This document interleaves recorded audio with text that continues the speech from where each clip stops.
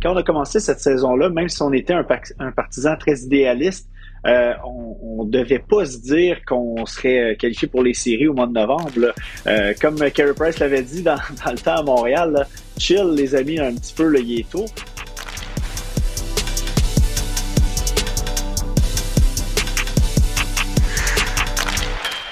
Salut à tous, bienvenue dans la Brigade, bienvenue dans votre Brigade, le seul podcast en français dédié aux sénateurs d'Ottawa. Mon nom est Pascal Villeneuve, je suis accompagné cette semaine avec une équipe un peu réduite. On est avec Philippe Villeneuve, donc ça va être un podcast père-fils, et on a pensé inviter aussi le Saint-Esprit, évidemment. Jonathan Jobin, un ami de la Brigade qui va être avec nous aujourd'hui. Messieurs, considérez-vous bienvenue dans la Brigade. Yes, sir. Un peu de poutine interne avant de commencer. On vous rappelle que vous pouvez nous suivre sur X, Blue Sky maintenant, Instagram, TikTok, à la Brigade Pod et à labrigadepodcast.ca. Et vous pouvez nous écrire aussi à labrigadepodcast@gmail.com. Messieurs, on va rentrer tout de suite dans le vif du sujet. Question de la semaine qu'on a posée sur un peu tous les réseaux sociaux.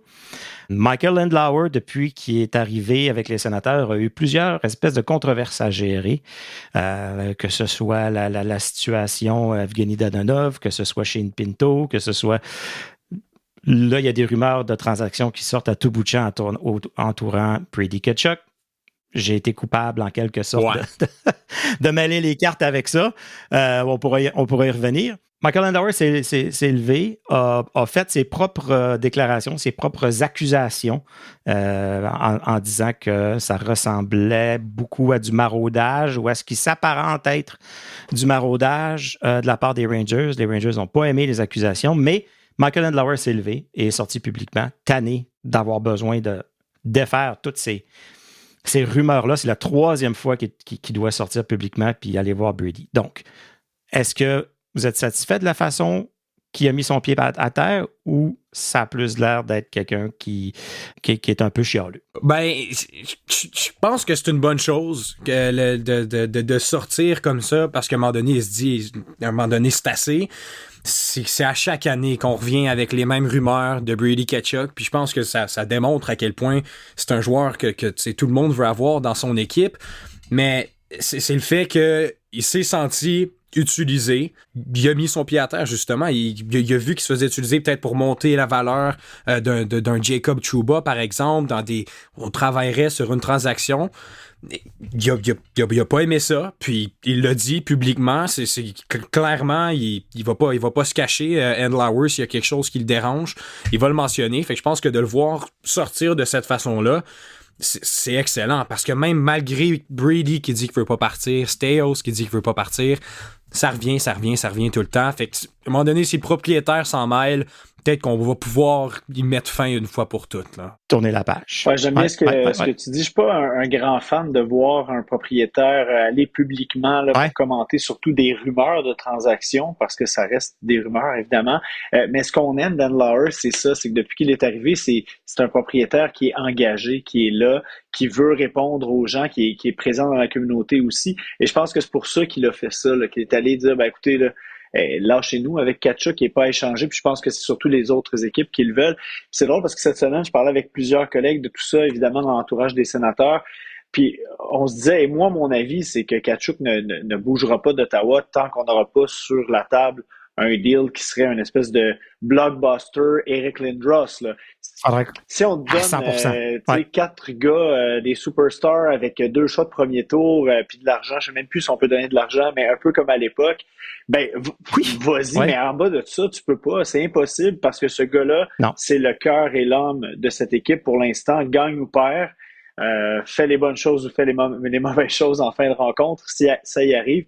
Mais c'est un gars qui joue avec émotion, c'est un gars qui a une présence physique, c'est un gars qui fait des points, c'est un gars qui peut défendre. C'est un joueur unique. Ben, c'est ça. Alors, est-ce qu'il y a une équipe dans la Ligue nationale qui voudrait pas un des deux Tkachuk en ce moment? Je pense pas. Donc, de constamment devoir dire est-ce qu'on l'échange, est-ce qu'on serait mieux? La seule façon qu'on soit mieux avec un échange qui engagerait le départ de Brady Tkachuk, du capitaine, c'est qu'on ait un gros tas de joueurs et de talents qui s'en vient dans la capitale, exact. si vous me permettez l'expression. Exact. Puis pas juste une quantité, il faut que ce soit de la qualité. C'est juste dur d'envisager, d'échanger Tkachuk à ce point-ci, puis d'envisager un monde où est-ce que l'échanger améliore l'équipe, la rend meilleure. Faudrait justement que ça soit un deal incroyable.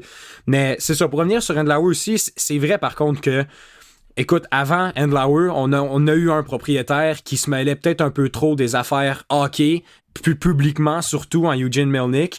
On veut peut-être pas avoir nécessairement cette dynamique-là de propriétaire hockey. Puis qui créait lui-même les controverses en dehors du hockey. C'est ça. Je pense pas qu'on veut retourner là, mais dans cette situation-là, je pense que c'est un peu unique, là. Ouais, d'un autre côté, je suis pas sûr que Staios aurait les coups des franges pour échanger son joueur de concession, son capitaine, surtout dans une situation comme celle-ci, sans avoir un peu l'aval du propriétaire. Donc, tu as raison, Philippe, on veut pas d'un propriétaire à Ottawa, j'imagine, chez les partisans, qui va se mêler au quotidien des opérations hockey. Mais quand on va parler d'une grosse transaction possible comme celle-là, c'est sûr qu'il y a un petit coup de téléphone qui se fait. Puis, hey, Michael, qu'est-ce que t'en penses? Oui, c'est clair. Ça, 100%. Puis tu sais, ce qui est drôle, c'est que Larry Brooks, qui a sorti la nouvelle, c'est pas un 2 de pique, là. C'est un gars, je pense, du temps de la renommée des journalistes aux États-Unis. Il disait qu'il y avait 3 sources. C'est pas sorti de nulle part non plus. Ou il s'est fait jouer par les Rangers. Il s'est fait sortir cette information-là, puis eux l'ont tiré en dessous. Je sais pas si John Tortorella serait d'accord avec toi, parce qu'il y a eu, des problèmes avec Brooksy. Il l'aime pas beaucoup. L'affaire là-dedans, c'est que tout le monde peut avoir raison là-dedans. Hein? Larry Brooks peut avoir parlé à 3 personnes qui ont dit hey, les Rangers ont appelé les sénateurs. Un gars des sénateurs dit on s'est fait appeler, puis il y en a un autre qui confirme qu'il y a eu des pourparlers, mais jusqu'où sont allés ces pourparlers-là, ça peut ne pas être allé très très loin et qu'il ait eu raison de dire qu'il y en avait eu. Donc c'est toujours un peu mélangeant, puis c'est toujours des informations à prendre avec un grain de sel, évidemment. Oui. Puis tu sais, moi quand j'en parlais, c'était sous l'optique que si les sénateurs sont encore, tu sais, par le mois de janvier, février, sont dans le fond, que Brady Tkachuk a pas l'air heureux, qu'il y a une certaine idée que ça pourrait arriver, les sénateurs sont mieux de faire le move avant que lui le demande, tu sais, parce qu'à ce moment-là, tu perds trop de valeur de négociation. C'était pas dans un but de dire faut changer l'équipe, malgré que c'est probablement lui qui apporterait le... Tu sais, si tu dis il faut briser le corps puis il faut rebâtir l'équipe, probablement que c'est lui qui redonne le plus en retour, mais il n'y aura pas de grosses reconstructions, de gros changements de ce type-là, tant que, pour l'instant, on est déçus, tout le monde, mais l'équipe est quand même encore quelques points d'être officiellement dans la course aux séries, tu sais. Donc, en fait, j'imaginais qu'on en parlerait plus tard, Pascal, mais comme tu abordes ça, le classement, là, j'ai pas mémoire, moi, dans les dernières années, au 11 décembre, d'un classement aussi serré entre le dernier rang donnant accès aux séries et même le dernier rang du Canadien, là, parce que le Canadien de Montréal, au moment où on se parle, là, les Sénateurs jouent ce soir, au moment où on se parle, le Canadien est 1 point derrière les Sénateurs. Puis les Sénateurs, là, s'ils gagnent leurs 2 matchs en main sur quelques équipes en avant, ils sont littéralement à 1 point des séries. Donc, oui, on est déçus, mais comme un collègue me disait, les partisans, on a souvent 2 semaines au maximum de mémoire collective. Et là, quand ça va bien, on s'excite beaucoup. On fait un peu le contraire de ce que les professionnels disent. Never too low, never too high. Chez les partisans, quand on gagne, on part job, fou. Ça. Quand on perd, on part fou aussi. Alors là, c'est de se remettre un petit peu dans le contexte, de dire, on a eu des blessés, on produit pas tant que ça à l'attaque à certains moments, on perd par 1 but ou 2, mais on est encore dans le portrait des séries. Et là, le voyage qui s'en vient là, à cause du championnat du monde de hockey junior, c'est ça qui va être vraiment important. Si on revient de ce voyage-là avec un écart qui s'est creusé avec le dernier rang qui donne accès aux séries, là, ça va être vraiment problématique. Puis on pourra paniquer un petit peu comme tu le proposais avec puis surtout, je pense, pour les partisans, parce que même si, c'est bon d'être à quelques points des séries et tout ça, mais il y a beaucoup de choses, des choses qui se répètent, comme un mauvais mois de novembre, des gardiens qui ont eu beaucoup de difficultés. Puis, c'est juste tellement une accumulation de 7 ans sans série que c'est difficile d'être positif tant qu'on n'est pas vraiment une équipe de séries éliminatoires. J'ai l'impression que la plupart des partisans sont pas encore capables de se rendre à aller chercher du positif présentement parce que il y a eu tellement de négatifs pendant tellement longtemps, puis la patience s'est étirée pendant longtemps. Là. On va probablement y revenir. Je vais fermer le dossier tout de suite après ça, de la question de la semaine. Puis on va pouvoir continuer sur d'autres sujets tantôt, dans le fond. Mais juste pour finir avec ce que tu dis, Phil, je comprends à 100%. Andlauer, Staios sont là depuis officiellement, là, que c'est leur équipe, peut-être depuis l'été passé, qui ont pu commencer à mettre l'équipe à leurs mains. Pour eux, ils nous demandent du temps parce qu'ils disent, écoute, on vient juste là, d'avoir l'équipe.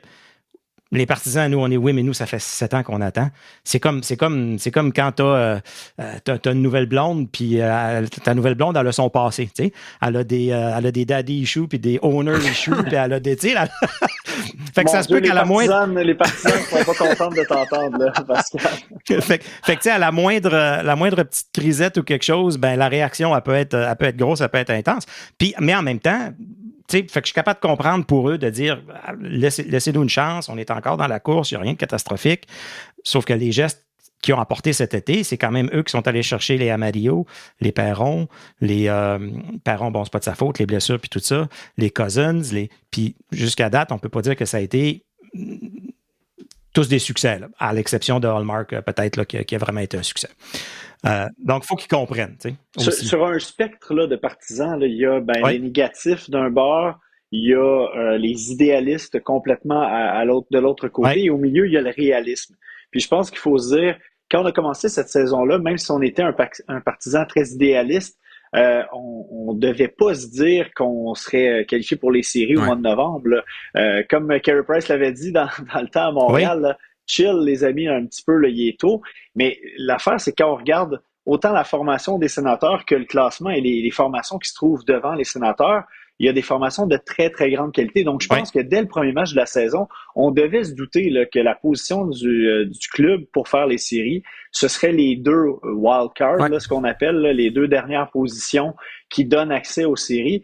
Puis c'est pour ces positions-là qu'on va se battre au cours des prochaines semaines, prochains mois, parce que on est juste derrière Columbus, Pittsburgh, les Flyers, le Lightning, qui sont tous en dedans de 5-6 points. Donc, c'est exactement là où le club devait se trouver. Est-ce qu'on aurait dû en échapper une ou deux de moins, puis plutôt être dans cette dernière position-là de non-série? Probablement. Mais avec tous les facteurs dont on pourra parler, c'est pas mal l'endroit où on devait se retrouver à ce temps-ci, je pense. Pour faire une autre analogie avec les blondes, puis les filles, il y a 2 filles sur la piste de danse, puis il y a 8 gars qui regardent, puis il y a juste de la place pour 2 gars, tu sais, qui vont pouvoir partir avec une des filles à la fin de la soirée.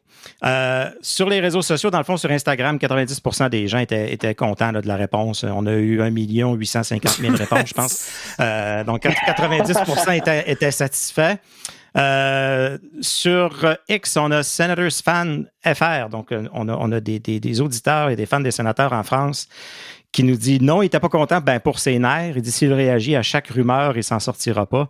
On n'est pas sur X à jouer entre partisans. Il doit être au-dessus de cela, mais bon, il est au fond un partisan, j'imagine. Ce qui est un peu avant. Quand on pensait à un nouveau propriétaire, on se disait, on veut un vieux millionnaire qui reste aux États-Unis, qui ne viendra pas se mêler du hockey pantoute, parce qu'on est habitué à Melnyk. Et finalement, on a eu peut-être pas un vieux millionnaire, mais quand même un millionnaire d'un certain âge, mais qui est passionné par le hockey, puis qui est un partisan, puis qui va quand même rester plus impliqué que ce qu'on aurait pensé, puis qui va mettre son grain de sel dans les discussions un peu plus qu'on pensait. On a Matt Lamar aussi qui dit « On a eu un propriétaire qui se contrefoutait de son équipe pendant des années. Je trouve ça bien qu'Andlauer se batte bec et ongle pour son club. À sa place, je ferais pareil. » Donc, somme toute, je pense que les gens étaient contents de sa réponse. Petit segment partenaire. J'ai pas besoin d'aller chercher loin pour aller chercher le partenaire aujourd'hui. Smart Cycle, ma compagnie, dans le fond.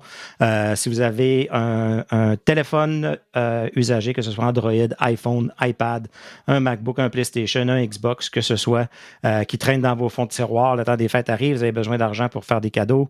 Dans le fond, vous pouvez aller sur notre site web, labrigadepodcast.ca. Quand vous descendez, vous allez voir le logo Smart Cycle. Cliquez là-dessus, ça va vous amener sur une page pour me parler.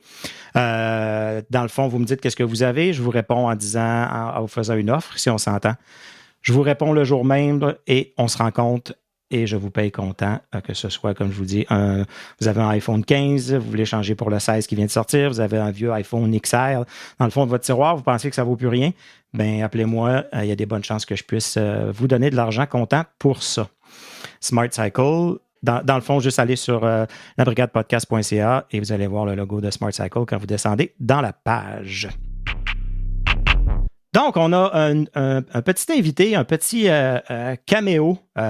Cette semaine, on a, dans le fond, c'est JP Ford qui m'a envoyé un lien qui me dit « Hey, regarde ça ». Il a mis ça dans notre groupe chat et il dit « Hey, les boys, écoutez ça ».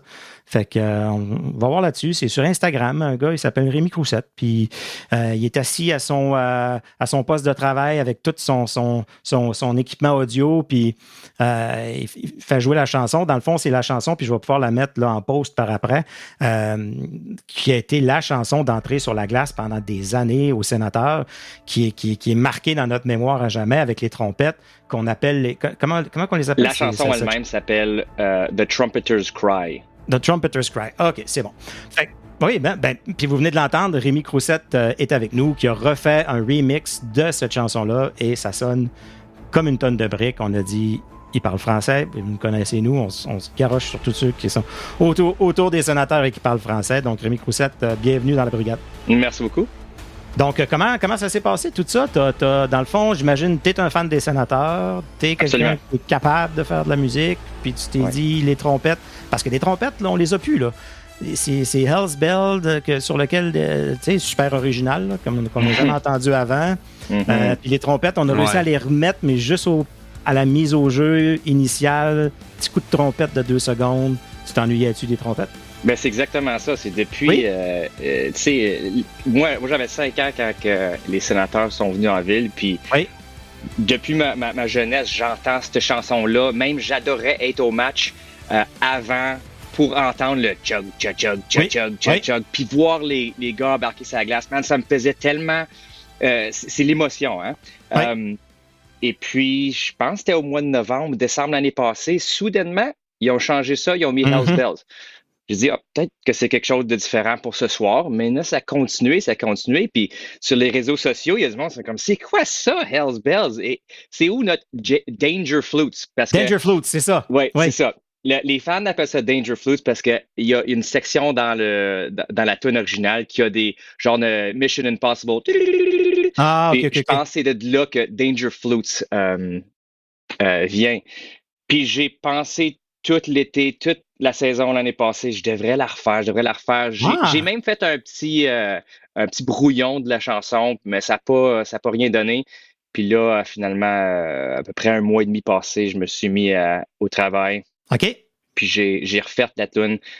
J'ai essayé de la garder comme l'original, vraiment avoir the essence de la tune. Parce que c'est ça que le monde aime. Il donnait une cure de jeunesse, là, tu sais. Il donnait une petite cure de jeunesse, de renouveau. C'est ça. Alors moi, je suis un compositeur de musique de trailer, de bande d'annonces pour les films. Alors, j'ai donné ce genre de feel cinématique, des gros hits. Et puis l'orchestre, et l'aspect rock qu'il y a dans la chanson originale. Puis écoute, je l'ai mis sur mon Instagram, je l'ai mis sur X, puis le monde... Ça a parti, ça a parti, c'est ça. Mais c'est fou parce que les réactions étaient tellement fortes quand ils ont commencé à mettre Hell's Bells avant les matchs. Puis c'est ça, après un match, là, on se posait des petites questions. Après 2, puis 3. Puis vraiment, tu sais, dans la communauté de Sense Twitter, là, moi, je pense que je suis pratiquement tout le monde qui est là. Puis le monde était vraiment fâché. Là. Genre, c'est vraiment quelque chose qui dérangeait le monde. Moi aussi, un peu quand même. Non seulement parce que c'est tellement unique, mais évidemment, c'est très nostalgique aussi parce qu'on a ça, les Danger Flutes depuis toujours. Fait que, tu sais, oui, ils ont réussi à les ramener un petit peu, peut-être pas comme les gens le voudraient, mais je me demande quand même pourquoi est-ce qu'on a décidé de s'en éloigner. Peut-être qu'on sentait juste, on avait besoin de quelque chose de nouveau, mais clairement, côté des partisans, en tout cas, initialement, ça n'a pas passé du tout. Je pense qu'on disait que c'était les joueurs qui voulaient quelque chose de différent. Ou c'est les joueurs qui ont choisi Hell's Bells quand ils ont dit « Hey, on veut changer, qu'est-ce que vous aimeriez? » Je pense pas qu'il y en a un qui va aller monter chialer sur la toune d'entrée. Ben, les joueurs, on s'en fout. Là. C'est les 18 000 personnes dans les estrades qui sont importantes. Là. C'est sûr que le changement, ça plaît rarement aux gens, aux partisans aussi, quand c'est dans un changement dans ce sens-là. À Montréal aussi, là, lorsqu'on a changé la chanson, c'est quoi, celle des Loco Locas pour les buts, là, c'était pas toujours super Allez, accepté. Montréal, c'est ça, on s'est habitué par la suite, puis on l'a changé de nouveau. Mais c'est bien de voir qu'il y a des partisans qui tiennent à leurs morceaux musicaux, puis qui même le mettent plus moderne. Là. Tu t'attendais à ça, Rémi, une aussi grosse réaction? Honnêtement, oui. Je m'attendais à ce que le monde serait comme, oui, finalement, let's go. Parce que c'est comme ça que moi, je me sens. Écoute, je pense même pas qu'il y a d'autres équipes dans la Ligue nationale qui ont une chanson thème qui a été faite pour eux autres. Ouais, c'est ça. Et puis, nous autres, on a ça. On n'est pas une équipe super vieille, là. On est quand même assez jeune en tant que pour la Ligue. On n'a pas beaucoup de traditions. On a besoin de garder nos traditions. Ouais. Peut-être qu'on est une petite minorité très vocale, mais j'ai l'impression qu'il y a beaucoup de monde qui aime vraiment cette. Écoute, au pire, là, c'est pas la toune originale, c'est pas ma toune, mais c'est pas Hell's Bells. Je vous le dis tout de suite, là. Hell's Bells, c'est comme le rythme est très. Le BPM est très slow, ça rentre tranquillement.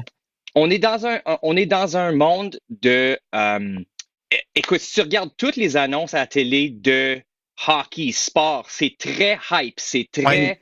Tu sais, ça l'énergise le monde, ça rajoute de la tension et de l'émotion. Puis c'est ça que tu as besoin au début d'un match. Tu n'as pas besoin d'un Sleepy, Boomer, AC/DC, Hell's Bells. C'est pas ça. Non, 100%. J'étais allé à un match des Sénateurs contre les Oilers à Edmonton. Et puis, la production, là, était mentale. J'étais en train de crier « Go Oilers, go » parce que ça t'entraîne tellement. Puis, je suis revenu en ville, puis c'était juste avant que Andlauer, que ça soit officiel. Puis j'ai dit, lui, il va amener quelque chose de hype. La production de la game va être différente. Il a connu Montréal, tu sais. Fait... Puis là, il y a eu Hell's Bells. Ouais, c'est ça. J'ai l'impression, je sais pas là-dessus, c'est vraiment juste l'impression, les gars, mais on parle tellement depuis longtemps du déménagement puis du nouvel aréna au centre-ville, puis j'ai l'impression qu'on attend beaucoup ça pour arriver, se moderniser au point de vue du spectacle, de l'aspect divertissement des Sénateurs.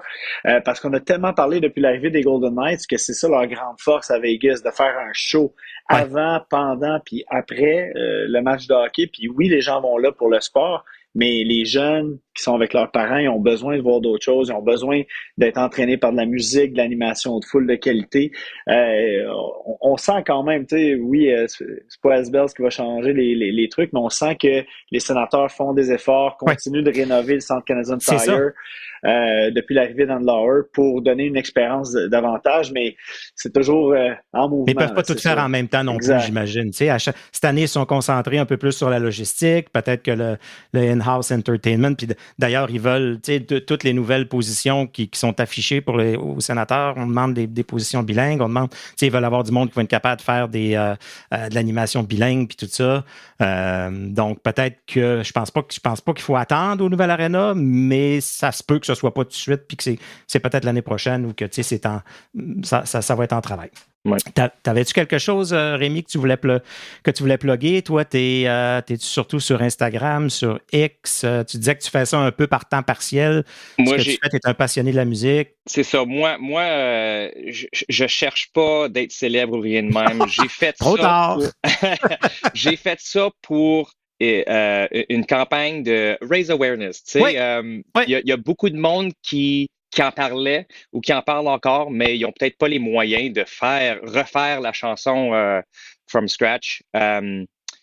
J'espérais juste de faire, brasser les branches, comme on dit. Puis, je vais sonner comme un vieux disque qui saute, là, parce que ça fait tellement de fois que je parle que, tu sais, quand on a commencé la brigade, plusieurs personnes disaient « Ah, les sénateurs, ils tendent pas la main aux partisans francophones, puis ils ne s'intéressent pas à nous. » Puis dans ce temps-là, nous, on avait dit « Écoute, laissons-les faire. Nous, commençons ça bottom-up, from the ground up. » Les partisans, là, montrons qu'on est là, créons du contenu, soyons là, réunissons entre nous. Si on n'est pas en compétition, on veut juste tout grossir la communauté, exposer. Puis quand les sénateurs seront rendus à nous tendre la main, ben, ils vont avoir une main à venir tenir. Puis on va pouvoir les aider à agrandir cette communauté-là. Donc, une initiative comme tu fais là, Rémi, c'est super. Puis nous, c'était sûr qu'on allait te contacter pour essayer d'exposer tout ça. Donc, on va mettre ça dans l'épisode. On va mettre les liens aussi dans l'épisode. Puis on va te laisser aller continuer d'écouter la partie puis à travailler sur tout ton équipement que tu as derrière toi. Merci beaucoup de t'être joint à nous, Rémi. Merci. Jonathan, tu es venu nous voir l'année passée. À la fin de l'année, on a fait une espèce au mois d'avril de résumé de la saison qui était pas très positif. Cette année, on a décidé de te réinviter. Il y a toute une espèce de nouvelle ère, nouvelle atmosphère, nouveaux propriétaires, nouvelle relation avec les médias du côté des sénateurs, nouvelle relation avec les nouveaux médias aussi. Ça l'a changé beaucoup. Toi, dans ton day-to-day, quand tu couvres les sénateurs, quand tu couvres des matchs, est-ce que tu as observé quand même beaucoup de changements cette année dans la communication avec les médias? Ben, c'est certain qu'au quotidien, pour nous, le plus grand changement, vous l'avez eu, là, c'est Sylvain Saint-Laurent qui est allé, qui a été votre invité récemment là, sur le podcast. Juste le fait d'avoir Sylvain là, d'avoir une voix francophone, d'avoir quelqu'un qui était parmi les médias il y a vraiment pas longtemps, on a le meilleur des deux mondes ou le meilleur de tous les mondes ensemble parce que c'est un ami des médias qui parle français, qui connaît notre réalité puis qui est là pour nous aider. Donc, je dis pas que les relationnistes qui étaient là avant ne voulaient pas nécessairement nous aider, mais envers les médias francophones, il y avait souvent une moins grande hâte à aider, en tout cas. C'est peut-être la façon la plus polie de le dire. Tandis qu'avec Sylvain, on sent que il comprend aussi la réalité locale, la réalité des médias. Puis, soit dit en passant, là, des médias, là, des grands médias traditionnels, au match des sénateurs ou au match de la Charge ou au match de toutes les équipes professionnelles qu'on a à Ottawa, il y en a de moins en moins. C'est ça. Donc, il faut bien les traiter parce que chez nous, à Radio-Canada, Ottawa, là, on est deux, littéralement, ma collègue Kim Vallière et moi, qui couvrons les sports au quotidien. Donc, chaque jour, il faut décider d'une ou deux histoires, un ou deux endroits où aller. On peut pas en couvrir 5-6. Donc, si on décide que cette journée-là, c'est pas ton équipe, pas nécessairement parce qu'on veut pas, parce qu'on n'a pas les ressources pour le faire, ben c'est certain que le mieux on se sent accueilli un peu partout, le plus on a accès aux histoires, le plus on peut faire des histoires en dehors des résultats du quotidien puis de ce qui est connu de tous. Ben, le plus souvent, on va pouvoir être là puis vous donner de la visibilité aux différentes équipes. Mais Ottawa, là, c'est rendu avec Toronto probablement la ville au pays qui a le plus de sport professionnel. Là. Oui, 100%. On a du soccer féminin professionnel, du hockey professionnel des deux sexes. On a du soccer professionnel, on a du baseball, du football. On a deux universités très sportives et très engagées. La crosse maintenant, donc et sans oublier les équipes de hockey junior, donc des trucs là, puis des sujets, il en manque pas dans la capitale. Donc c'est important de bien traiter ces médias, ces nouveaux médias dont tu parlais, Pascal, aussi, pour avoir ce temps d'antenne-là, cette couverture-là. Puis, tu sais, on répète souvent, là, parlez-en en bien, parlez-en en mal. On veut rarement faire entendre parler de nous en mal, mais le plus on entend parler de nos organisations, peu importe ce sont lesquelles, le mieux c'est. Là. Puis, dans ce sens-là, pour répondre à ta question directement, ben moi, je me sens mieux accueilli maintenant au sénateur d'Ottawa. Je vois qu'on fait des changements au niveau du bilinguisme. Je te dirais que même les personnes qui nous accueillent à la sécurité, là, à l'entrée des médias, ben la majorité parle les deux langues maintenant. Donc, c'est sûr que c'est plus... c'est plus accueillant, tout simplement. Puis même, on parlait, j'ai eu la chance l'an passé avec Sylvain Saint-Laurent. À un moment donné, j'étais sur la galerie de presse, puis tu sais, il a réussi à m'amener dans la chambre des joueurs après pour la période de questions avec les joueurs. Puis écoute, quand on est rentré dans la chambre, il n'y avait pas aucun joueur. Tous les gars étaient comme cachés, étaient dans la douche. Puis c'est un joueur à la fois qui sortait. Son 2-3 minutes, tout le monde lui parlait. Il s'en allait, un autre sortait. Puis, apparemment que ça l'a changé aussi. Les journalistes ont un peu plus accès aux joueurs. Il y a plus de facilité à leur parler que ce que c'était dans les dernières années. En fait, juste pour corriger par rapport à ça, moi, j'ai fait un seul match post-game qu'on appelle après-match cette année, et c'était encore de cette façon-là qu'on faisait, dans la mesure où c'est pas qu'il y a une restriction des joueurs, mais souvent on donne les 3-4 joueurs qui ont eu un impact sur la rencontre. Pour ce qui est des entraînements, par contre, ça fait longtemps qu'on m'a pas dit non pour un joueur. Là. Je pense que les dernières fois, c'était peut-être Alex Kovalev là, qui voulait pas sortir. Là. Mais en général, si les gars sont pas loin et qu'on a besoin de leur parler, et en ce sens-là, on est vraiment plus gâtés qu'à Montréal. À Montréal, c'est souvent les mêmes 3-4 joueurs qui sont sortis après un entraînement matinal à Brossard ou au Centre Bell, tandis que nous, comme je te dis, là, c'est rare qu'on nous dit non pour parler à un joueur. Donc, s'il y a une journée X, je veux parler à Gregor, justement, justement, ben il va me le sortir. Si je veux parler à Perron ou à Giroux parce qu'on veut parler davantage à nos médias, à ceux qui nous suivent en français, ben on va l'avoir également. Donc, moi, j'ai vraiment pas à me plaindre de ce côté-là. Tu vas me dire aussi, par contre, si tu as à te plaindre, en tout cas, je pense qu'il y a certains de tes collègues qui se plaignent.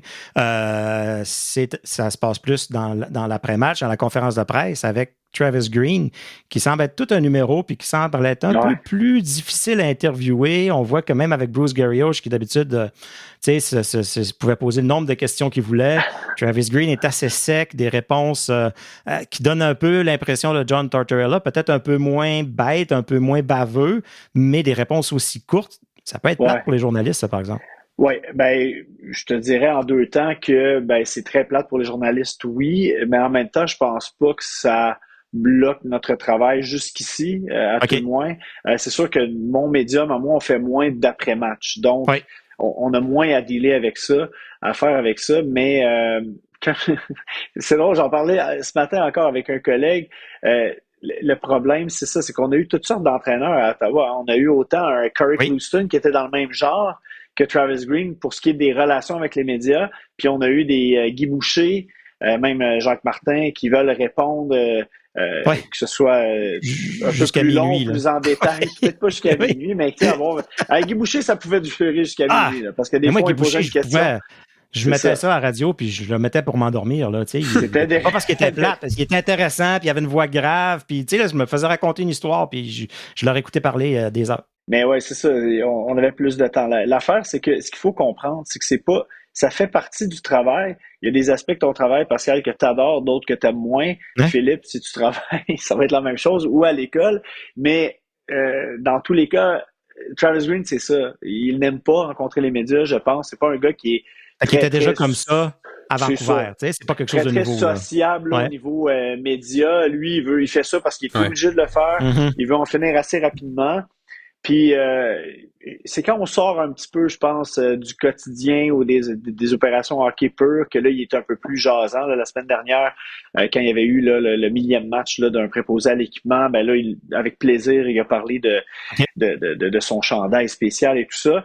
Et quand il s'est porté, rappelez-vous, quand il s'est porté à la défense de Brady Tkachuk il y a 2 semaines, là, à l'entraînement matinal, là, il nous a parlé pendant un bon 3 minutes de Brady Tkachuk. Par contre, après son très bon match le soir au capitaine, il a répondu en 20 secondes là, à peine aux 2-3 questions qu'il y a eu sur Tkachuk. Donc, il faut en prendre puis en laisser. C'est pas sa tasse de thé vraiment de ce côté-là. C'est ça, puis il y a une grosse affaire justement après le match de dimanche contre les Islanders que les Sens ont majoritairement dominé.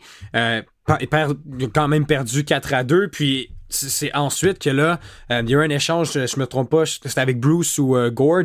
Bruce Garrioch. C'est ça, c'était avec Bruce, puis c'était essayer de parler du match. Puis lui, c'était une phrase, j'ai aimé notre match, c'est pas le résultat qu'on voulait, mais j'ai adoré notre match.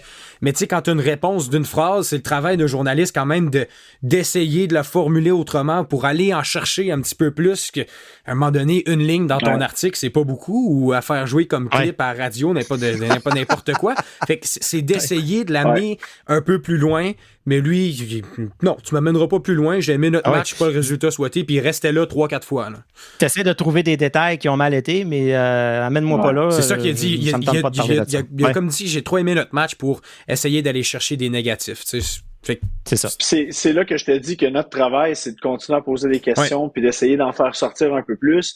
Mais on peut comprendre quand c'est un gars comme lui qui aime déjà pas être là, qui veut pas en donner plus. Puis on a les joueurs du vestiaire aussi là, qui permettent de faire un article qui se tient pas pire. Puis dans d'autres cas, ce peu de mots-là d'un entraîneur devient la nouvelle, comme à Montréal avec Martin Saint-Louis il y a quelques semaines, quand il a fait un point de presse d'1 minute 12 là, à peu près, puis il a répondu « J'ai aimé notre match, je parlerai pas des arbitres ». Ben c'est un peu la même chose que Travis Green a fait. J'en parlais 3 fois. Il l'a dit 8 fois. Il avait oublié que le match d'avant, le Canadien avait été avantagé par les arbitres un petit peu, mais ça, c'est justement, on a la mémoire courte des fois, mais ça fait partie de la game. C'est juste dommage, c'est ça. On peut pas forcer des entraîneurs, des joueurs, peu importe qui, à nous donner des belles longues réponses, mais c'est notre travail d'essayer d'aller les chercher. Mais oui, des fois, ça devient frustrant quand on se cogne à un mur comme ça un petit peu, c'est certain. Faut juste espérer que, justement, faut que tu deals avec ce que t'as, puis t'auras pas le Martin Saint-Louis qui dit on s'est vomi dessus en troisième, puis t'auras pas Paul Maurice qui a l'air de l'homme le plus divertissant dans ses entrevues ever, avec Tortorella évidemment. Fait que j'imagine que t'acceptes cette réalité-là, puis tu travailles avec ça. T'as pas d'autre choix, c'est l'entraîneur de l'équipe. Fait que... Exactement. 100%. Donc là, ça va nous prendre une minute de silence. Ça fait du super bon contenu pour un podcast, une minute de silence. Parce qu'on annonce la mort aujourd'hui officielle de ce qu'on appelait le segment warm-up dans le passé, parce que l'on serait rendu au segment warm-up, 43 minutes dans l'épisode. Ouais, c'est ça. Si les joueurs faisaient le warm-up rendu là, il y aurait beaucoup de blessures. C'est pour ça qu'on a beaucoup d'absents. On n'arrête pas de se blesser en faisant le podcast. Le warm-up est trop tard. On a cherché pendant quelques épisodes, on pourrait renommer ça. On est venu avec plein d'idées. Puis finalement, aujourd'hui, j'ai une pensée. J'ai dit, le segment warm-up, dans le fond, c'est le show, c'est l'épisode, c'est la partie où on fait juste parler des dernières choses qui se sont passées. Donc, il n'y a plus de segment. Il n'y a plus de segment warm-up. Il n'y a plus de... C'est la viande. C'est le segment carnivore. Donc, attendez plus le warm-up plutôt que de juste lire une liste de sujets puis ensuite en jaser. Ben, on a un paquet de sujets qu'on a dans nos dossiers puis on va juste jaser de ça comme ça nous vient. Le premier sujet qui me vient à l'esprit parce qu'il est écrit dans mon document. La fameuse gestion des gardiens de but. Ça a été écoute, c'est pas les sénateurs d'Ottawa sans une controverse de gardiens de but. Ça n'existe pas, que ce soit parce que un va vraiment pas bien, que ce soit parce que deux vont pas bien, que ce soit parce que les deux vont bien puis on sait plus lequel jouer puis quand les jouer. La décision d'aller avec Forsberg pour le match des Islanders, où est-ce que les sénateurs jouaient 2 matchs en 2 soirs, puis que le résultat est que les sénateurs ont perdu, ça a soulevé ça a soulevé les passions d'une façon extrême. Comme tu dis, Joe, les sénateurs, c'est tout d'un bord ou tout de l'autre, puis ils ont la mémoire courte. Il y a 2 semaines, on disait, il ne faut pas jouer Hallmark, il faut jouer Forsberg. C'est lui qui nous donne les meilleures chances de gagner. Il est excellent. Cette semaine, Forsberg n'est pas bon, il faut le mettre sur les waivers, il faut faire un échange, c'est pas un bon backup. Hey, là, les 2 bras me sont tombés, puis hier, je défendais. Marc Legault dit jamais ça que tu sois mon coach de goaler parce que c'est jamais la faute des goalers, puis les goalers sont parfaits. J'ai tendance moi et Philippe, on a tendance à être très défenseurs des gardiens de but parce que les gens qui me disaient Forsberg a été faible dans ce match-là parce qu'il y a 9 buts sur, 3 buts sur 12 tirs, 9 arrêts, donc même pas 10 arrêts. Puis j'ai dit, attends un peu, là. Moi, si vous me dites ça, pour moi, ça ne veut rien dire. 12 tirs, ça peut être 12 échappés, ça peut être 12 2 contre 1, ça peut être 2 5 contre 3, puis il y a eu 4 tirs sur chacun. Il faut regarder la performance, de quoi a l'air le gardien, puis analyser les buts. Puis le but que les gens disent qui a été faible dans le 5 contre 4, ou d'ailleurs le désavantage numérique, on pourra en reparler, là, mais c'est désastreux là, ces temps-ci. Où Paul Murray a le temps de faire 3 coups de patin vers l'avant puis de prendre un tir one-on-one contre le gardien qui ne peut pas le challenger parce qu'il y a quelqu'un à côté de lui sur le bord du but qu'il faut qu'il surveille. Si vous me dites que ça, c'est un but faible et que les sénateurs ont perdu à cause de ça, ben j'ai de la misère. T'sais. Donc, y aller 2 matchs en 2 soirs, apparemment que dans la Ligue nationale, ça se fait plus, ça n'existe plus, à moins que Patrick Roy le fait. Ben c'est ça. Mais lui, c'était pas son backup, c'était le backup de son backup. Tu sais, c'était son 3e choix, Hogberg, un ancien sénateur. Même les gens disaient échanger Hogberg, Forsberg, 1 pour 1. On ramène Hogberg. Le problème dans cet exemple-ci de cette semaine, c'est que c'est plus que 2 matchs en 2 soirs parce que c'est en moins de 22 heures. Là, parce que on jouait à 17 heures dimanche, on avait joué la veille. Donc, je comprends un peu la décision. Le problème est là où tu as raison et tu as tort. Ça peut souvent ne pas être la faute du gardien, puis c'est pas nécessairement 3 buts faibles qu'il a donné. Mais quand tu donnes 13 tirs dans une rencontre, tu peux pas perdre. C'est surtout ça le problème. Et là, ça vient à ce qu'on disait un petit peu en début d'émission. Là, tout le monde panique un peu parce que mais si on avait gagné ce match-là, du côté des sénateurs, on était à 4 victoires de suite. Là, les sénateurs jouent pas pire en première période là, pendant qu'on se parle, donc peut-être même 5 victoires de suite. Mais là, ça casse un peu le rythme. Et c'est ce qu'on a beaucoup reproché depuis le début de la saison, mais dans les dernières années aussi, c'est le manque de constance. Oui. On a des courtes séquences. Bon, pendant que je dis ça, 3e but, donc 3-0, ça va bien. Mais on a des séquences souvent de 2-3 victoires, puis ensuite une défaite, 2 défaites, 3 victoires, 2 défaites. Il faut qu'on soit capable cette saison, pour le reste de la saison du côté des sénateurs, si on veut rattraper ce rang-là dont on parlait tout à l'heure, de coller 4-5 victoires de suite, d'aller chercher pas juste une constance, mais un élan qui, même quand on arrive à un match comme celui des Islanders, on fait comme bon, OK, c'est pas trop on va grave. le prendre. Mais j'ai aimé ce que les joueurs ont dit cette semaine, là, quand on les a vus après à l'entraînement, quand on les a vus aussi à la visite du Chio. Tu sais, oui, là, on a perdu ce match-là, mais il faut pas oublier qu'on a fait des très bonnes choses dans les 4-5 derniers matchs. Oui. On en a fait beaucoup dans ce match-là aussi, comme l'a dit Travis Green. Ben, des fois, ça tourne pas de notre bord. Puis, ben ça, c'est peu importe le niveau. Là. Moi, j'ai joué un match de soccer la semaine passée, on a dominé complètement, on a perdu 5-1. Fait que, des fois, je me compare Maudit pas aux professionnels. Ben ouais, les mots, ben c'est ça. Tu sais, quand on donne 5 buts sur 6 tirs, des fois, ça aide pas. Mais c'est un peu ça. Et pour répondre à ta question, est-ce qu'on aurait dû revenir avec Ullmark? Ben, s'il y a une entente de ce côté-là avec lui, peut-tu en jouer 2? Peut-être. Le problème, c'est que moi, je pense que Ullmark, depuis qu'il est revenu de sa blessure, il la traîne encore, cette blessure-là. Donc là, il joue pas à 100% toujours. À quel point on peut exagérer en espérant gagner 1, 2, 3 matchs de plus rapidement. Puis là, on arrive à une situation où on le perd pour la saison. On ne sera pas plus avancé si, dans 2 semaines, il y a juste Forsberg là, pour défendre le filet des Sénateurs. C'était juste pour moi le moment parfait d'y aller justement avec Forsberg parce que ça fait plusieurs matchs de suite pour Ullmark. Puis à un moment donné, c'est correct de donner une petite pause à ton gardien de but, surtout parce que c'est un match à 17h, encore plus tôt.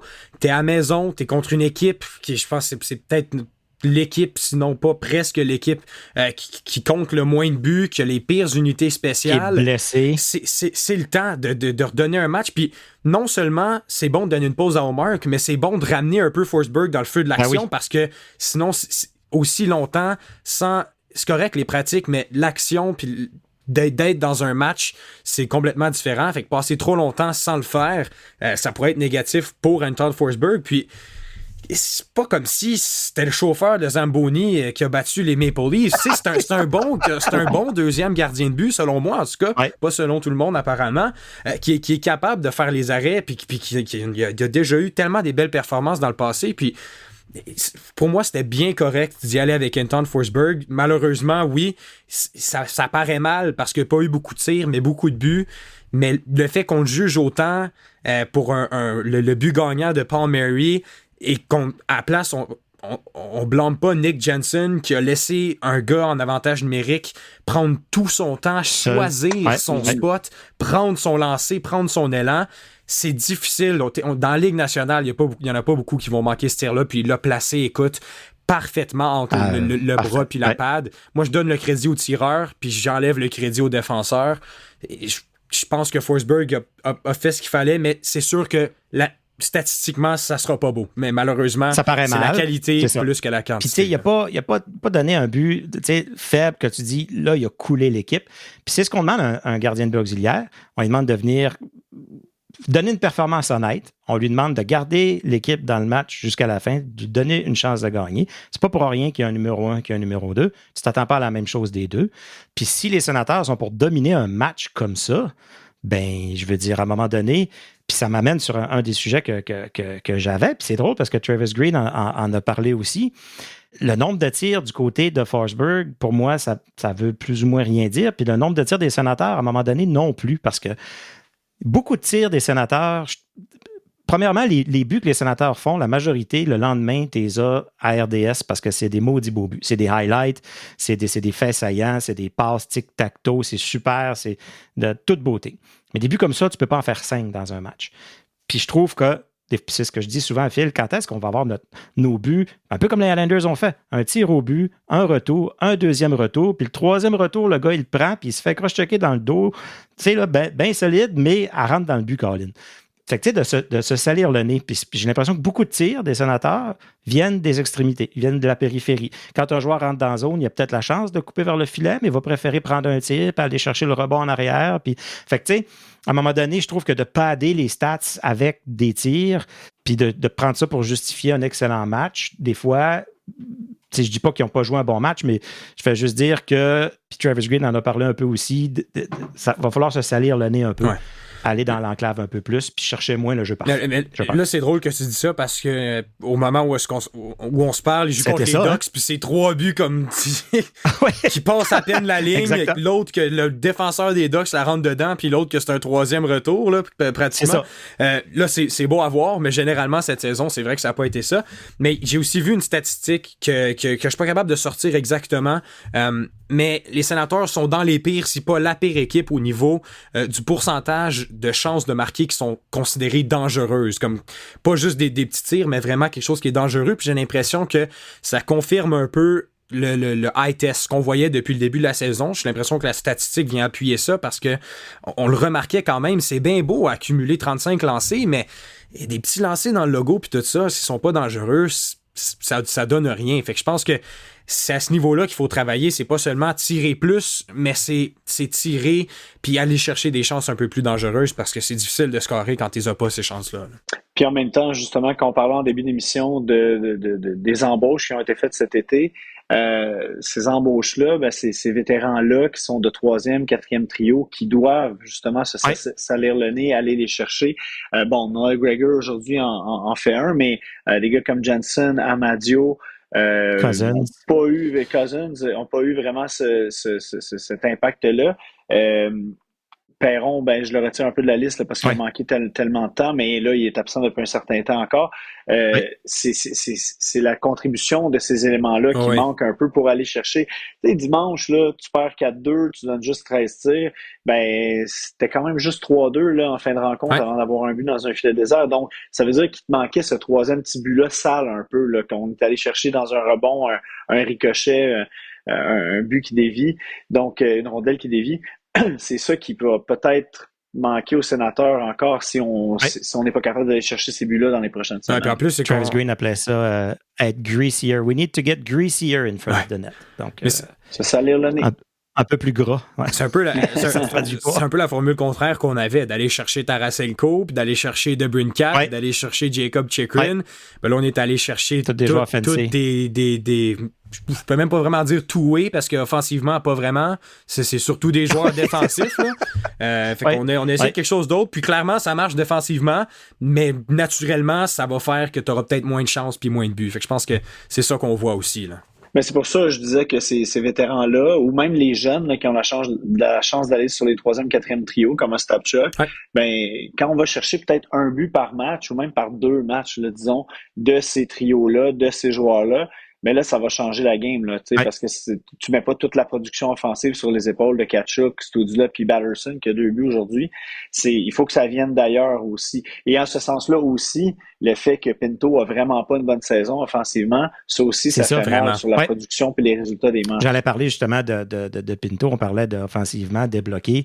On a l'impression qu'il est proche de débloquer. On voit qu'il y a des chances. On voit que c'est un sujet. On a vu même après une chance là, de marquer qui je pense qu'il a frappé le poteau, ou je ne me rappelle pas. Puis quand il était allé au banc, Daniel Alfredson est venu lui parler, puis même il l'a fait rire. Puis ça n'a pas l'air dur de faire rire Shane Pinto. Il se fait rire lui-même quand il est en entrevue. Là. Donc, je ne sais pas si c'est un changement de partenaire, de trio, ou si c'est juste... On dirait que quand ça s'installe chez un marqueur, parce que son dernier but, ça date du premier match là, de la saison contre au CTC contre la Floride. Quand ça s'acharne, on appelle ça en anglais, ils disent « get the monkey off your back ». Que ce singe-là mange de plus en plus de bananes, puis de plus en plus gros, puis pèse de plus en plus sur les épaules. Sortir de ça, puis je pense que tous les joueurs, de moindrement talent offensif, passent par des période comme ça. On a tellement parlé depuis que je suis au sport de tenir le bâton trop serré dans ces situations-là, d'être nerveux, tout ça. Mais c'est un peu ça, Pinto, mais je voyais qu'il travaille. Je voyais tout à l'heure, là, il a forcé une pénalité aussi. Donc, je serais plus inquiet s'il se laissait vraiment démoraliser, si vraiment il y avait des signes de frustration évidents. Il va en avoir, comme il y en a pour tout le monde quand on traverse des périodes difficiles, mais il est pas loin de débloquer. Puis c'est pour ça, par contre, dans la gestion d'un match, des fois, des entraîneurs, quand on a, disons, une avance là, d'un but en fin de rencontre ou 2 buts, là, c'est encore mieux qu'on a 2 buts puis qu'on voit que l'adversaire sort son gardien. peut-être le temps de mettre un gars comme Pinto et dire t'es pas reconnu nécessairement pour défendre, sauf que tu défends à 5, là. On va te passer à la rondelle, là au bout de la zone. Ouais, c'est ça. On va te chercher un but dans un filet désert, puis après, ça fait débloquer. Tu sais, c'est des possibilités qui s'offrent à un entraîneur aussi. Ce qui était surtout, je pense, décevant du côté de Pinto aussi, c'est qu'il avait connu une très bonne pré-saison. Puis, tu sais, même moi, je trouvais qu'il avait connu une très bonne pré-saison. Puis, je l'avais vu en personne contre Montréal, tout qu'un but, je pense, en désavantage numérique. Puis, ça allait bien. Puis, on voyait que il y avait... tu sais, il portait quelque chose parce qu'il n'avait pas pu participer au camp la saison d'avant. Alors, il avait manqué la première moitié de saison. Puis là, on dirait qu'il était motivé à se venger un peu. Et là, il arrive au premier match contre les Panthers, prend son temps, un excellent tir qui bat complètement nul autre que Sergei Bobrovsky. Et rien depuis. Puis il y a eu une blessure pendant ce temps-là, mais ça reste un but, 2 passes en... Il faudrait que je vérifie, mais c'est plus que 17 matchs là. Pour Shane Pinto, c'est tout simplement pas suffisant, surtout parce que il est revenu l'année passée de sa suspension, puis immédiatement, il y avait un impact, puis il allait chercher des passes, puis il allait...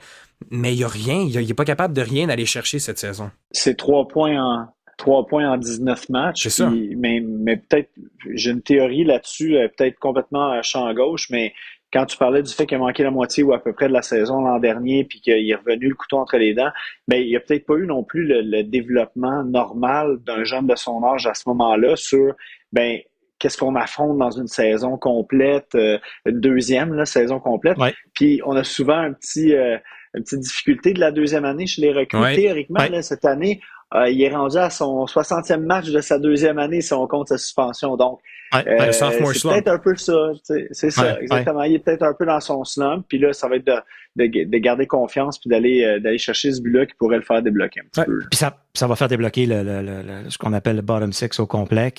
On cherche de la profondeur, non seulement des 6 joueurs, des 3e, 4e trio, mais des défenseurs. Parce que jusqu'à la dernière fois que j'ai regardé, on avait 4 buts qui provenaient des défenseurs depuis le début de l'année, 4 défenseurs différents. Jacob Chychrun, à lui seul, en a plus que ça. Juste pour tourner le couteau dans le plein un peu. On est très content de Nick Jensen, ça n'a pas rapport, mais c'est juste pour montrer c'est important la production offensive qui vient des défenseurs. Puis c'est pas juste d'appuyer l'attaque dans une entrée de zone. C'est que ça nous prend des buts de Jake Sanderson de la ligne bleue sur le power play. Ça va en prendre à un moment donné. Ben surtout, c'est ça que la moitié de ces 4 buts-là dont tu parlais proviennent de Cleven et JVT qui sont pas reconnus pour leur production offensive. Non, c'est un cadeau. Là, c'est vraiment comme on s'attendait qu'ils finissent par marquer, puis on avait hâte, puis c'est arrivé finalement. Maintenant, on s'attend à plus là-dessus de Chabot et de Sanderson. Il va falloir que ça arrive à un moment donné. Un de qui on s'attend de plus rien, puis qu'il fait juste nous en donner, c'est Tim Stützle, qui est absolument incroyable cette année. Je ne sais pas si c'est la visière teintée qui l'a complètement, qui a donné un super pouvoir, là, mais il est tout feu, tout flamme, se présente à tous les matchs, tous les soirs. Il contrôle le jeu, même qu'on commence à voir, c'est le Liam Marchand sur X qui dit souvent « Give it to the German ». On a commencé à avoir des pancartes « Give it to the German » ou CTC. Puis, tu sais, on n'a pas le choix de faire des comparaisons un peu avec Lafrenière à New York, qui a été repêché 2 rangs devant lui. Puis, écoute, Tim Stützle a plus de passes que Lafrenière a de points au total. Puis ils ont un contrat. On disait, les sénateurs, ils ont ben trop payé pour tout ça. Puis on dit, Lafrenière, excellent contrat, team-friendly deal, good job. Puis je pense qu'il y a 900 000 de différence entre les deux contrats. Puis je comprends. Là, on a dit dans le passé, Lafrenière n'a pas eu le même développement. C'est pas fait de donner le premier trio en partant, puis jouer avec Panarin en partant, puis tant de power play à n'en plus finir. Fair, je suis bien d'accord avec ça. Mais de la façon qu'il contrôle le jeu à lui seul, moi, il m'impressionne à tous les soirs. Là. En même temps, Stützle, offensivement, est tout là. Moi, j'ai hâte qu'il qui simplifie son jeu à certains moments. Pas sur une rencontre complète, là, mais à certains moments, quand il veut trop en prendre sur ses épaules, justement, il complique un peu son jeu et souvent il y a des revirements un peu coûteux, que ce soit des passes à l'aveuglette ou des types d'essais là, qu'il fait là, en spinorama ou en tentative de déjouer l'adversaire. Donc, on peut jamais enlever ça. Faut laisser le côté original à un joueur de talent comme ça. Faut le laisser s'exprimer 100%. Mais à certains moments, quand il va mieux choisir à tel moment, dans telle situation, arrête de te compliquer la vie. Je pense qu'offensivement, il va être encore plus fort qu'il l'est actuellement parce qu'il il est tout près du top 10 de la Ligue. Là. Mais défensivement aussi, ça va aider l'ensemble de l'équipe. Absolument. Puis moi, je pense que ce que j'ai remarqué aussi beaucoup cette saison, c'est qu'il a pris une coche en maturité en termes de... C'est sa réputation. On le voit plus babouiner, puis on le voit plus chialer là, après les arbitres, puis donner des coups de bâton quand il arrive au banc. Beaucoup moins, puis juste l'aspect d'essayer d'amener des pénalités, puis c'était sa réputation. Là, il y en a encore qui vont l'appeler un plongeur, mais c'est ça sa réputation au cours des dernières années. Puis 100%, il y a eu des moments qui s'est pas fait toucher fort, puis qui est tombé, sur la glace, mais... On voit beaucoup moins ça de Tim Stützle cette saison. Il est beaucoup plus solide sur ses patins, c'est une autre chose. Même quand il y avait personne autour de lui, maudit, il tombait toujours. Il tombait vraiment souvent sur la glace. Il est plus stable, il est plus solide, il est un peu plus mature cette saison. S'il peut... Fort, probablement, physiquement, des meilleures jambes. Puis comme tu l'avais mentionné, s'il peut encore plus simplifier son jeu, mais continuer d'être flashy, mais au bon moment... Et on va juste avoir un Tim Stützle encore meilleur parce qu'en ce moment, c'est ça. Il contrôle le jeu. C'est lui qui mène l'attaque. C'est vraiment quelque chose de ce qu'il fait cette saison. Puis quand on parle de simplifier son jeu, Jonathan, quand tu parles de peut-être arrêter de tourner en rond et arrêter de chercher le jeu parfait, Colin, utilise ton tir. Tu as un des bons tirs dans la Ligue nationale. Donc, c'est peut-être ça qu'il y a à choisir aussi parce qu'on... je pense que dans des moments où lui pense que la meilleure option est de chercher une passe qui n'existe pas nécessairement, ton tir va toujours être une excellente option. T'sais. Donc, ça vaudrait la peine qu'il l'utilise un peu plus. Ouais. On peut aussi souhaiter un joyeux anniversaire à M. Daniel Alfredson lui-même aujourd'hui, 52 ans, la légende, qui va aller au match, au tournoi des 4 nations. Toi, Joe, c'est-tu quelque chose que tu penses qui va t'intéresser, ça, le tournoi des 4 nations? Vas-tu suivre ça au niveau personnel puis au niveau journalistique?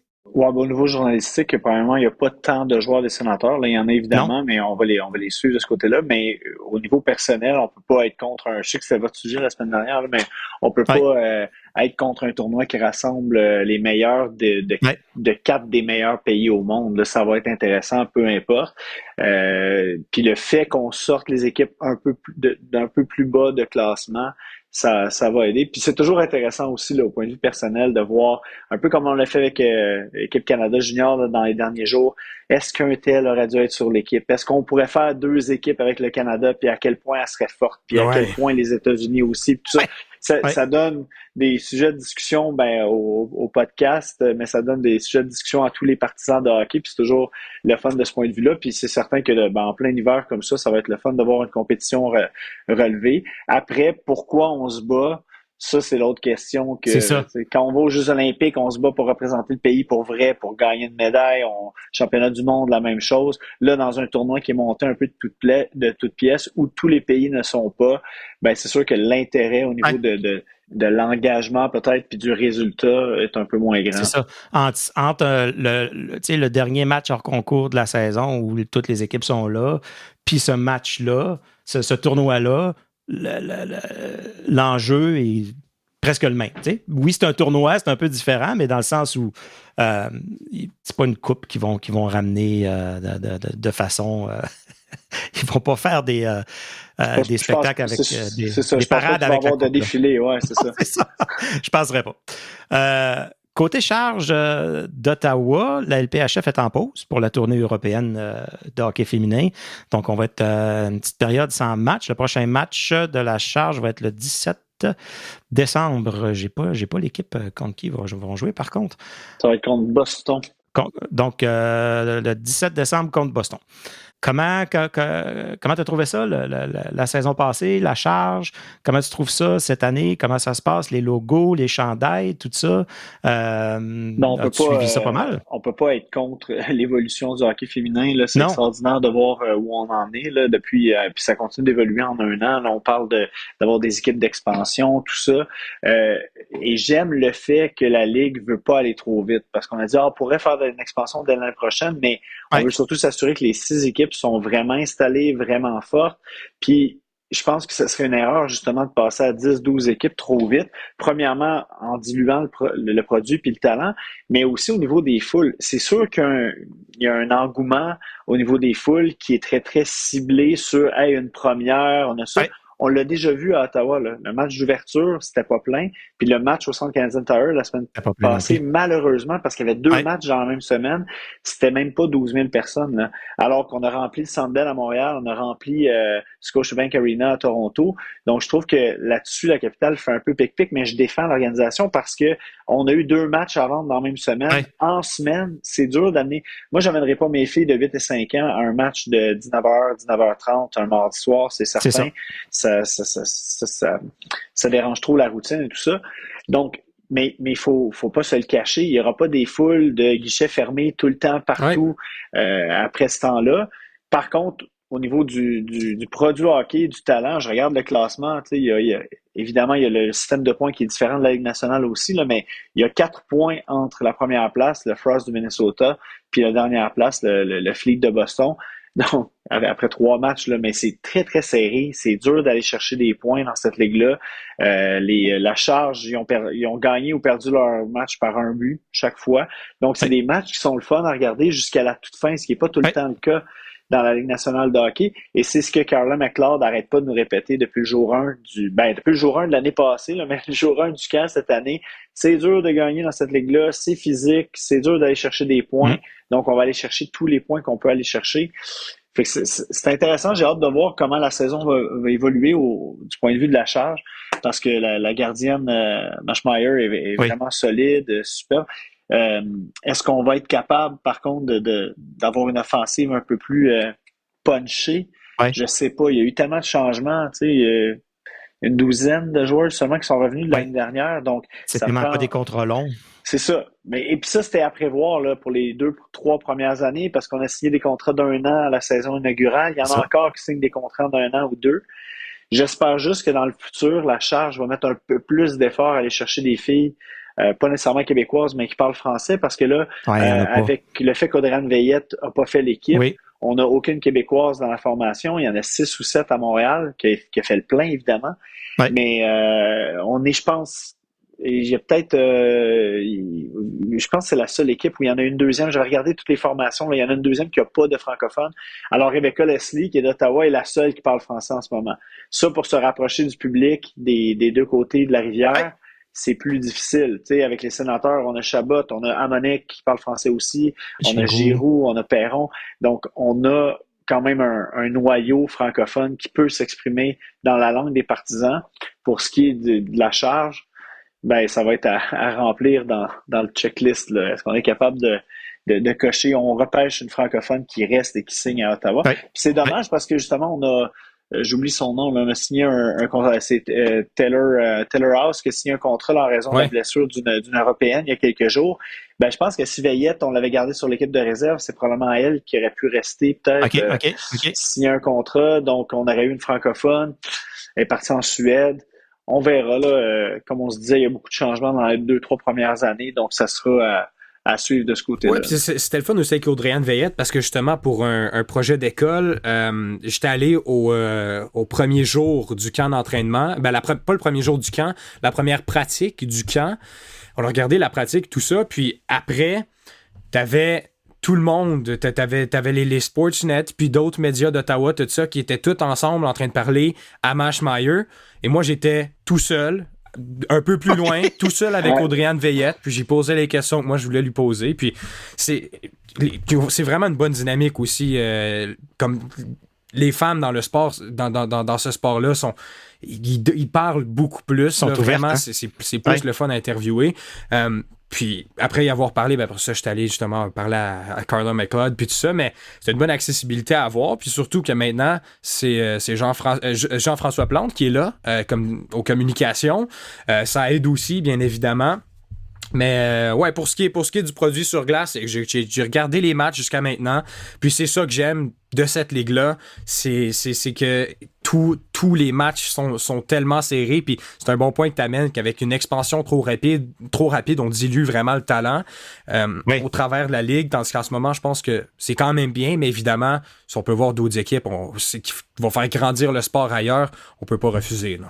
Puis surtout ça, non seulement de diluer le talent actuel, mais d'avoir un système d'un peu d'une pépinière, là, parce qu'il n'y a pas de ligue de réserve, entre guillemets, de ligue américaine. On se fie beaucoup au circuit universitaire, puis il y en a du talent, puis il y a des Européennes qui vont arriver de plus en plus aussi, mais il en faut un peu plus. Mais là, maintenant que les joueurs se voient dès le collégial, hey, je peux rêver dans 3-4 ans d'être là, puis d'avoir un salaire qui a de l'allure, ben ça va accélérer la production puis la sortie de nombreuses joueuses de talent qui pourraient jouer dans une LPHF, une PWHL qui serait à 8, 10, 12 équipes là, d'ici quelques années. Puis on vous rappelle aussi notre nouvelle initiative chargée à bloc, donc l'épisode de podcast que Jean-Philippe Forgue a enregistré avec Beata Elliott. C'est dans votre feed là, de la brigade. Si vous remontez de quelques épisodes, si vous êtes abonné dans n'importe quelle application de podcast, vous allez pouvoir écouter cet épisode-là. Le prochain épisode devrait être bientôt. Je ne sais pas si on a l'intention d'en faire un avant les fêtes. Suivez-nous là, sur les réseaux sociaux partout. Soyez sans inquiétude qu'on va vous partager ça. Ben, messieurs, je pense que ça complète pas mal notre émission pour aujourd'hui. Philippe, merci beaucoup de t'être joint à nous aujourd'hui, d'avoir complété notre équipe de blessés. Très apprécié, comme toujours. J'ai entendu parler d'un baby boom. Moi. Nous autres, on a dit, il n'y a pas assez de fans des Sénateurs, on va les faire, nous autres. Très bonne idée. J'ai dit à Philippe que ça pouvait attendre quelques années, il peut attendre la deuxième batch. Il n'y a pas de presse. Moi, c'est déjà fait. Toi puis moi, Jo, on a fait notre job. Là, les autres sont en train de faire la leur. Phil, dans quelques années, ça va nous faire plaisir. Ouais, je t'en ai déjà voulu souvent, par contre, de m'être rendu fan des Sens, là. Ah, ben, gars, qu'est-ce que tu veux? C'est pas tous les héritages qui en valent la peine. Ouais. Une éternelle déception. C'est ça. Les gens peuvent te suivre, Philippe, sur TikTok, surtout. Oui. Phil Sands. Phil.Sands. Contenu en anglais, surtout. Et puis sur X aussi, même chose. Je pense que c'est Phil_Sands. Même chose. Super. Jonathan, merci beaucoup de t'être joint à nous encore. Plaisir. Toujours le fun, toujours intéressant. Sois sans inquiétude, on va se reparler si ce n'est pas cette saison, la saison prochaine. Au pire, à l'échange de j'en doute pas. Oui, certainement. On va avoir besoin de te jaser là-dessus, c'est sûr. Ouais, je pense que ça fait le tour. Donc, c'est ce qui complète l'épisode de La Brigade. On vous invite à consulter labrigadepodcast.ca pour accéder à tous nos épisodes et pour ne rien manquer. Vous pouvez nous suivre sur X, Blue Sky, Instagram, TikTok, Facebook. Puis s'il en sort un nouveau, on va être là-dessus aussi. Et en terminant, messieurs, est-ce qu'on a un mot de la fin? Ben moi, le mot de la fin, c'est juste vous dire de ne pas oublier le championnat du monde de hockey junior. Hein? Oui, à 100%. Tous les billets là, sont vendus. La série sont vendus. Ça va être super intéressant au Centre Canadian Tire. Bon, là, au moment où on se parle, on devrait pas mal connaître la formation finale. J'ai hâte de voir parce que je sais que ça a déçu les fans des Sénateurs que Carter Yakemchuk ne soit pas invité. 100%. Mais on dit toujours qu'on peut juger l'équipe canadienne et sa composition à partir du 6 janvier uniquement. C'est ça. Parce que si on gagne la médaille d'or, on a tous pris les bonnes décisions du côté des dirigeants de Hockey Canada. Et si on ne l'a pas, ben on a échoué. Donc, il y a deux options seulement. J'ai vu des statistiques intéressantes aussi où est-ce qu'ils montraient les joueurs qui ont participé puis même qui ont gagné les championnats qui ont eu des carrières très ordinaires par la suite, puis des joueurs qui avaient été boudés, c'est eux qui ont eu les meilleures carrières. Fait que c'est un peu comme le repêchage, là, c'est un...